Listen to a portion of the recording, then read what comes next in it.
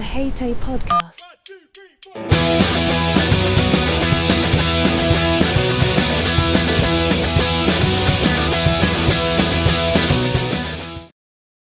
Hello and welcome back to the H.A.T.A.E podcast with me, Benjamin Madel. Today I'm joined by Angeline Hayden. How are you, Angeline? I'm really well, thanks, Ben. Yeah, good. Great to hear.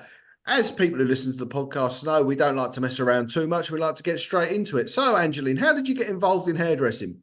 Oh, a long story, actually. So I actually had a job as an apprentice hairdresser when I was 16. I was encouraged that this was the route that, because I was quite creative as a child.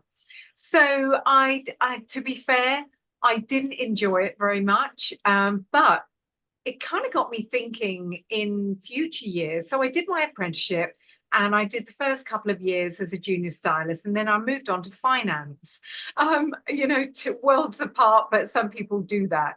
And then years later, I had the opportunity to buy a salon, which I took up. I wanted to buy a business that I could be involved in, that I loved, and also I wanted to work towards making it profitable.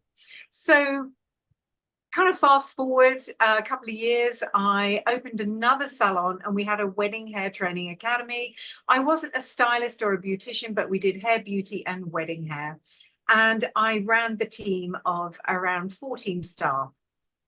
I found two were really hard to manage. So what I did was sold the first salon to the lead stylist and then moved all of my efforts into the Wedding Hair Training Academy. And we used to do obviously wedding hair teaching, coaching, and we used to do a lot of brides in our local area because we have a lot of wedding venues. So fast forward again, had a bit of a health scare, and that was kind of a wake-up call for me, the pressure, the stress and everything. And I decided that I wanted to sell the second salon to the lead stylist again. And we did a deal. I moved away, but wanted to stay in the industry and went into education, trained as a teacher, H.A.T.A.E, and also consequently an assessor, and then developed training modules because customer service in the salon was definitely my passion. So looking at it from a client's point of view and also a manager's point of view. So I developed the training modules and I was really happy with that. I do coaching from meet, greet, body language, first impressions to going the extra mile, building your column, and also retail and educating the client. So again, fast forwarding, I'm thinking to myself, how can I implement customer service in the salon? And so I designed an app with the help of my husband, Gary, who's sales. And we came up with the Intelligent Loyalty app. It's designed by salon owners for salon owners. And that's kind of where we are here today, Ben. Yeah, absolutely. So when you were you did your apprenticeship, what brought you back to hairdressing then after sort of going away for a while, working in finance and whatnot? Was it that initial sort of dipping your toe into hairdressing as such with your apprenticeship? Was that something that dragged you back, or was it something completely different? I often ask myself this question, I did at the time, but it's such an incredible industry and you have the most creative, wonderful people in that industry. And I just I did enjoy my time so much. I don't think I gave it my all when I was young, but maybe I was too young to really appreciate the industry. So when I came back to it, it was like coming home. It really was. And leading a team of stylists and managing all different types of personality and learning traits as well. I found that really challenging. Yeah, I'm sure. How long out of the industry were you before you came back? Oh my goodness, now I'm giving away my age, which I won't do today. Yeah. Oh God, this is going to sound awful. Probably about 40 years. Oh, okay. So it was a substantial amount of time then. Yeah, it was quite a time. It wasn't a couple of years, and you thought, oh, salon opportunities come up. That's interesting, though, isn't it? That you're able to come back to it after such a long time. Ben, I think I've just aged myself by a decade. So no, you're not doing too bad, Angie. You're not doing too badly. But it sort of shows that the industry is something you can come back to. you know, and Absolutely. also saying, going back to what you were saying there about maybe being a bit too young to begin with, I think that is something that in the industry is something we've got to try and work out how we do. Because I know certainly, because I went into hairdressing when I was 22. So Oh, I'd spent years doing other things before going into yeah. hairdressing. And I often think that if I had gone, because there was a little bit of time in the sort of early stages where I thought I'm done with this, you know, this is not for me. And Do it's, you I know, think Ben? Yeah, I if I would was younger, agree. I would have probably jacked it in and gone, you know, and that would have been that. I think it's rare to find a 16 or 17-year-old that actually really knows their path. Oh, certainly. I think at that age, it's really, really tricky to understand what your path is and what and what you want to do when you're at school and they say, what do you want to do, with your life? And you have no idea at all. Yeah. I And do but also think you don't get any guidance. That's the other no. issue. Funny enough, I was back in the UK a few weeks ago, and just out randomly, and a friend of mine knew the lady working behind the bar, and her daughter's just started hairdressing, and she's Yeah, loving it and whatnot else. And but she's having to deal with it. She's academically quite gifted. She's okay, you know. She can do all the academic stuff, which I was never very good at. But it's just the pressure not to do hairdressing as well from yeah, other relatives. Her mother's very happy for her to do it, but other yeah. relatives, you know, the school never pushed her towards it. It's just that she had to decide. And like you say, is at that age to find somebody who's sort of that confident in their own belief of what they want to do, you know, Yeah. is very unusual. Do you know, I think these days, looking at the structure of hairdressing and apprentices, and there are so many ways that you can enter into the hairdressing industry as a young person. And, we now have some fantastic icons in the hairdressing industry that are so dedicated to coaching and teaching our young people. I don't think I had that when I was that age. I don't think I had somebody that I looked up to. My sister was actually a hairdresser. I did look up to Okay. her, and she won the L'Oreal Color Trophy for the Okay. South of England. She did really well, but then came out of it. But I think I think if you stick with it at the age of 16 and 17 and even 18, you have a skill for life. I think you can always fall back on it. Yeah. I do understand about, if you are academically gifted, I can understand why people would think, wow, my goodness, you have all these amazing qualifications, and you're doing hairdressing. But you know what? Actually, yes, I agree with the fact that some people go into hairdressing because they're not academically gifted in, say, maths and literature, English, but they have so many other amazing qualities. And I don't know if our audience knows, but 25% of the hairdressing industry is dyslexic. Yeah. Now, Is that I live right? with a dyslexic husband, and he has the most incredible creative qualities I have ever known in anybody.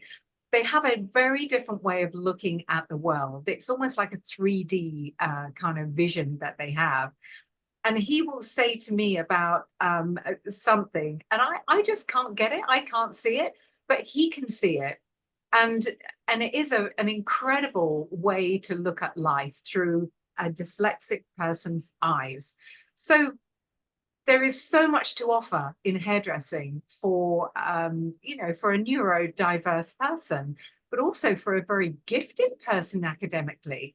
You've got, I saw a post the other day on Instagram. You've got to be a counselor, you've got to be a mathematician, you've got to be, you've got to know your chemistry. Yeah. um, there are so many skills that hairdressers have, and beauty as well, not just hairdressing. No, no, So absolutely. And anything that falls into that field, isn't it? Is, you know, yeah. often the way that I've heard it described is, you know, and they do generally speak to young girls when it comes to hairdressing at school. Is, do you like fashion and shopping? Oh yeah, well you should be a hairdresser then. You know, is, do you like babies? Oh, you should go and do childcare then. You know, that tends to be, you know, if they're not particularly academic, that Yeah. tends to be the advice they get. And like you say, it's not a job that's it's you have to know things, you know, and we don't help ourselves as an industry. I think an awful lot in the way that we promote ourselves and push ourselves as an industry. We seem to keep shaking the same tree and expecting different things to fall out, I like that. rather than just trying Yeah. sort But of you know, I uplift the think, industry. yeah, I agree. I think that when you are involved in the industry, I think that you see it in a completely different way. Yeah, As I said, things have changed over the years. Ben, when I was at school, you know, your careers was exactly that. Oh, what do you want to do when you leave school? I have no idea. Okay, well, have you considered this, this, and this? yeah, And sometimes that's enough for somebody who really knows what they want. yeah. I've been coaching two young people from a company called MJ Beauty, and they're young, they really are. Their mums were hairdressers. Okay. One was beauty, and they've got into beauty because their mums either are extremely interested in beauty, do a bit of beauty at home, or are a beautician. Yeah. So I think we do tend to look up to people who are within our peer group and even family. Yeah. Um, Oh, I think so. I mean, I would have never become both my parents hairdressers. I would have never become a hairdresser. You know, if no, my parents weren't hairdressers, that would have been yeah, of that. course, You know, yeah, I would have definitely. looked at a lot of the stuff I now see. I don't know whether I see it through sort of a big magnifying glass now because I'm in the industry, and I'd have Yeah. seen a lot of that and said, "This isn't for me." You know, at all. You know, the way that sort of people carry themselves or behave or whatever else. No, it wouldn't have been something that I would have felt comfortable with. That's for sure. But then, like I say, I had my the parents, and I get to see the other side of it because once you get into it, is you sort of find your own little tribe a little bit more. Do you know, there are so many different areas that you can go, and I follow quite a few iconic educators as well. And when Yeah, I see what they're doing, you know, and a particular guy, he won't mind me mentioning his name, Chris yeah, Foster.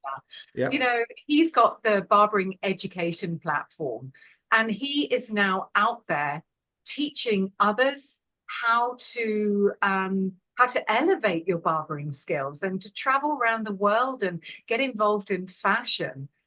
You know, I look up to people like that. I really do. yeah. Um, but yeah, it's an amazing industry. No, absolutely. So, how long were you back in the industry then? Oh, so you're taking your break. You got your first. So, how long did you have that one before moving on to the second salon?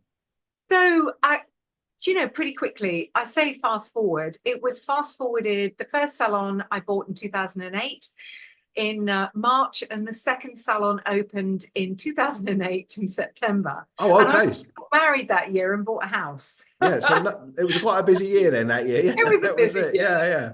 No, Yeah, if you're gonna absolutely. if you're gonna do something, you may as well do it big. Yeah, it was challenging. Let's say it was challenging, but do you know, I think sometimes you have to set your sights to a goal which is just out of your reach. And I think if you do that, you challenge yourself every single day, even thinking about where you're going. For me, it was an enormous success. It really was. But I absolutely loved my time, and I still love being in the industry. And I think also being in the industry now and creating the Intelligent Loyalty app is really looking at the pain points that each salon has and how can we deal with those pain points, um, and you know, and have something which is at our fingertips and at our clients' fingertips as well. And that's definitely what the Intelligent Loyalty app Yeah. does. Was it working in the salons that sort of inspired you to make the app and get involved Oh with yeah, sort of that side of 100%. things? 100%. What Yes, were I the points that looked made you think at, that okay, the app was needed there then? yeah. So I looked at client feedback. So in the salon, we used to do a real traditional method. We used to prepare a client survey with tick boxes and give our clients a piece of paper, and they would fill this out in the salon and then pop it in a post box because we wanted to get real time feedback from clients, which is really important. These days, we've got Google, we've got Trustpilot, but you know, by the time you see your reviews, there is very little reactive time. You can't do anything about them really. So I wanted real time feedback, which we got. And then I thought to myself, how can I make this a digital product? So that along came the app. And on the app, it's all branded for the salon. So it's your colors, your branding, your logo, and you can create your own questions. And then once your clients have filled that out, you go into the back office, which is accessible to you, have a look to see what, you know, what the results are. So let's say you put a question about consultation. Well, you offered a full consultation with your appointment today, and only 80% have said that they do or they did. You know that 20% didn't. So that's out of obviously a number of people. You can then access training modules, which I've written myself through Midas customer service training. Access the training modules free on the app to be able to download to maybe just give to your team and say, do you know what? Let's do a bit of collective team training here. We're not giving a full consultation because we've actually just been told we're not. Let's do some training. Let's get our skill set and let's raise the customer experience or the client experience. So it's a kind of a win-win for the salon. If they do get negative feedback, they've got access to modules which they can then train their staff and their team to be able to upskill them. And it's not finger pointing. It's not saying Sarah today didn't do the consultation. It's like, let's, as a team, let's smash this, you know, and get our skills raised, really. Yeah. So it's something that you can act on, like you're saying, it's that instant attention to any issues that appear to be arising. You know, if you've got, like you say, if one's not doing it, it's probably two or three that aren't doing it. But if you're only getting the paper back, and also I suppose the thing with paper is people might feel a little bit more obliged to, you know, oh no, they done a lovely job today, and even if you know whatever else, just put it in the thing and go away and never be seen again. But yeah, it's with that app, it's interesting, especially where you can customize it as well to make it sort of fitting with your business's branding as well. You can, that's all available to you. And all of your images for your work, whether it's hair, beauty, nails, aesthetics, all your images are uploaded onto the app. We also have a digital option for sharing. So, you know, like refer a friend. So if you wanted to offer 20% off a new client's treatment, and your loyal client can share the offer with their friend, they can actually share on any social media platform. So if they have 400 followers, they can share that offer with their 400 followers if they like. Yeah. Now, to me, that doesn't cost the salon anything. And it means that you are using your loyal clients to build your client base, which is always going to be the best way to do it because they are referring you to their friends and family. You know, the old days of having a card where you stamp and then the client's lost it, they haven't brought it in the salon. None of that is applicable anymore. So the new client just has to download the app for free, show the salon, and name the person that has referred them, and they get their discount as well, which we think is pretty powerful. Yeah. Is that something you can send out instantaneously as well to people? So say it's a quiet Wednesday or something like that, and you know, it's a bit quiet this afternoon. Yeah. And then send that out to people. So it's something, once again, it's that instantaneously to what you're offering. So it's in the form of push notifications. Yeah. Obviously, salons don't need to bombard their clients, but if they have a quiet afternoon, like you do, put it out on Instagram. But the beauty of this, if you put a push notification out to all of your clients, they will all see it instantaneously on their app as a notification. If they click on it and they decide to take up the offer, they can just book through the app to the salon's booking system or phone them or contact them. And that's, you know, it's such a incredible reactive way of getting messages out to your clients instantaneously. Yeah, absolutely. No, it is. It's a fantastic idea in that regard. It's like I say, is everything seems to be geared towards helping the business as well, which it's sometimes with these customer apps, it's perhaps not quite so geared to the business as to geared to the client. I completely agree with you, Ben. I think it's a win-win. It's a win for the salon. It's a win for the client. If the client downloads the app, they've got it on their phone 24/7. We've all got apps on our phone. And I think really we're looking, you know, otherwise they've got to go into Google, they've got to go onto the website. So it's time consuming. So this creates a seamless experience for the client as well. We're extremely proud of it. That's great. And is there various price points as well? Because I mean, a lot of people might be hearing this and thinking, well, that sounds like this could be very, very pricey for me. You know, as a one person business, maybe a 2-3 chair salon. You know, as you then, you know, you think, well, is this something that's sort of applicable to those businesses as well? Oh, absolutely. If you're a one-man band or you're a chain of salons, we can price point to match your budget, definitely. I mean, obviously, there is a price, Yeah, but you are really looking around the price of an extremely good WordPress website. yeah, So, it's affordable. We do payment terms as well, so we don't expect you to pay us up front. So we expect a small deposit, and then as the project goes along, as long as you're happy with what we're doing, our app development company, our 90 strong team, and we have the side of it, and we've got your back covered because we know the industry really well. We will help onboard you. So that's my job. I'm the onboarding agent, and we hold your hand the whole way. We train you in the back office, and we are there 24/7 to help you if you have any issues. I'm not sure like 1 a.m. in the morning, but yeah. you know what I mean. Yeah, just be fair. Yeah, that's it. Sometimes people don't quite get that. I have experience, not from myself, from that from other people I know who work in such things. And yeah, it can be a bit of a Absolutely. nightmare. But I yeah, think it's a yeah. very interesting concept. Like you say, it's sort of bringing that old school sort of tradition, especially the referrals. You know, that's something that was always there, is refer a friend and get you 10% off or whatever it would be. Yeah. You know, sort of give them a card and it gets lost or whatever else not. But this is it's a good way, and it's a good way about tracking who's coming in, who's posting, you know, who is coming in through the recommendations, who's not as well. You know, it does seem like a brilliant idea to be able to, sort of like you say, keep track of what's going on.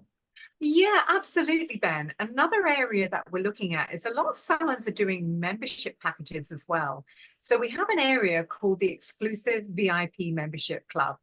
Now, the salon clients can join that VIP membership club, and it's a very, very small fee. It's £10 a year to join. But the salon then chooses exclusive offers, promotions, events, whatever they want, just for those people. I Okay. think, everybody, we all like to belong to some form of VIP club, don't we? Yeah. And it makes us feel special. Um, so we can work with the salon to say, what are the best offers that you're going to entice your VIP members to? They can put other offers on the app if they want to, which are free to access, like student and NHS. Obviously, some salons still like to do those as a reward for, their support in the community. So membership is really vital, especially for aesthetics as well. So beauty, aesthetics, and hair is a great way to reward your loyal clients as well by Yeah. allowing them to belong to your VIP club. Yeah, absolutely. And you could obviously set up a package as well if you wanted to charge Yeah, for that, I'm sure, on there. Yeah. absolutely. That's right. So, even if you think about 6 haircuts for the price of 5, that's a package. Or perhaps a T-section ahead of highlights or balayage with a free treatment, or a glossing, or maybe a toner. So Yeah. any limitations are really the imagination of the salon. Yeah, so it's entirely in the salon's hands then, how it looks, how it acts, what you can do on there, you know, and what access, you know, the clients have, what access you have. It's a really fantastic idea to help salons keep track of that sort of thing. When is the app available now, and is it available for all the app stores, isn't it? Is Apple and So, Google? yeah, so basically what we're doing is we like to work very closely on a one-to-one with the salon. If they contact me, we will go down the making sure that they're the right fit for the app, and the onboarding will be done by myself as well and my team. So we are going through the final stages of testing a new version that we have of the app, which will be complete in around a week to 10 days. Okay. But the whole build usually takes around about 4 to 6 weeks anyway. So if anybody is interested, then I would urge them to get in touch with me, and we can talk further about it. Perfect. And where could people find out some more information about the app then? Okay, so I will give Ben my email address and my contact number.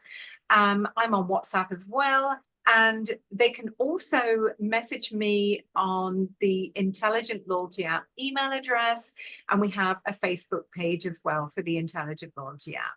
Perfect. I'll So put those in the notes there, the email address and whatnot there, so people can get hold of you if they need to. And thank you. whatnot else. Because it's not your first foray, is it, into sort of helping hairdressers and salons sort of push on? Because I know you had some books as well, didn't you? Yeah, so going back to the teaching side of it, I wanted to create and using my skills to create things which would be available to the neurodiverse section of our hairdressers, beauty and aesthetics. So therapists, practitioners, and hairdressers. So all of my books are for e-learning, are also audible. Okay. So if you do struggle with reading, then you can listen to the modules, the education modules as well. I think it's really important that we include as many diverse, people really across the board. So if you do struggle with reading, you can just listen to them as well. And a lot of people who are dyslexic prefer to listen to things. They digest it much easier. They Yeah. digest the knowledge much easier. Yeah. No, no, absolutely. And what books have you got available? Okay. So we do, we call them exceptional customer service modules. So we do meet, greet, body language, and first impression. We do going the extra mile because it's not always obvious what you can do to go the extra mile for your clients. Building your column. Body language is a really big part of hairdressing because it is extremely visual. So I coach body language and educate people how to have more positive, open body language to build trusting relationships with clients. Also, retail and educating your clients. That's, a lot of hairdressers don't like retail. So what I try and do is we try and turn it around. So it's educating your clients rather than selling to them. And there are so many ways that we can implement this, just about talking about products. We're not selling, we're just educating. And also the consultation and the importance of listening. Now, the consultation is where I would say 90% of complaints come from.